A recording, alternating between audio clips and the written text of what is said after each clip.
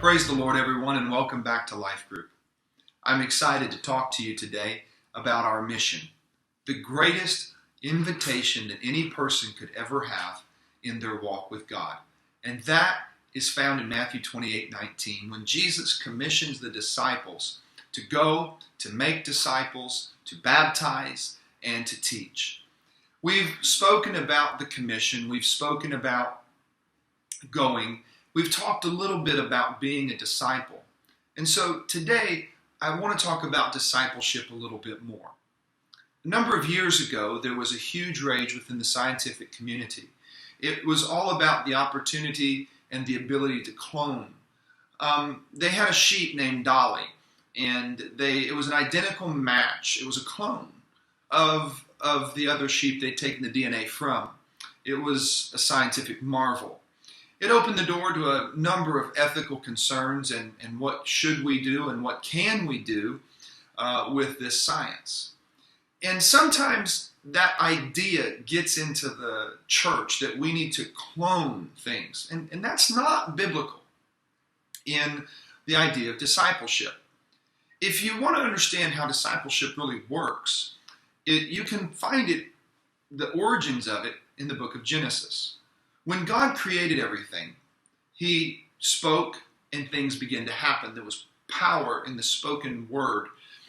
He spoke and the lights came on. He spoke and there were birds in the air and fish in the sea and trees and grass and all the amazing things found in Genesis chapter 1. But if you'll notice, when He spoke to things that were alive, He commanded them and blessed them to multiply after their own kind. They weren't to just be identical matches. They were to multiply from themselves of their own kind.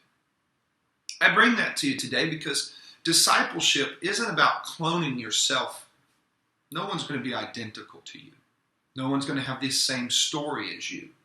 No one has the same testimony as you. There are parts that are very familiar and very similar. But the idea with discipleship is that we reproduce the same kind. Now, what does that mean?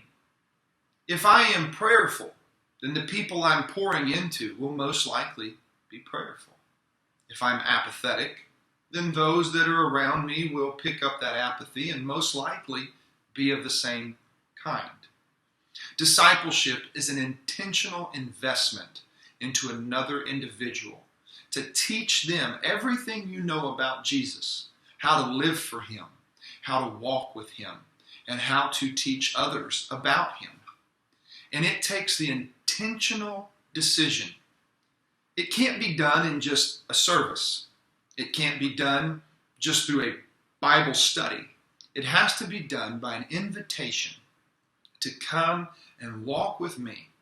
Come see how I handle things. Come be a part of my life. Let me be a part of your life. When Jesus met His disciples, He said, "Come, follow me." He picked them. He chose them. He ministered to them, and in a way, that invitation is what brought them.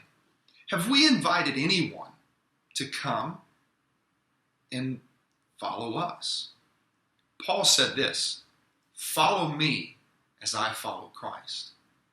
If you were to turn around today and see if anybody was following you, what kind of Christian would they be because of your leadership, because of your commitment to the Lord? My challenge in this over the next few weeks is that we look at discipleship very intentionally. Are we inviting people to follow us as we follow Christ? We should be.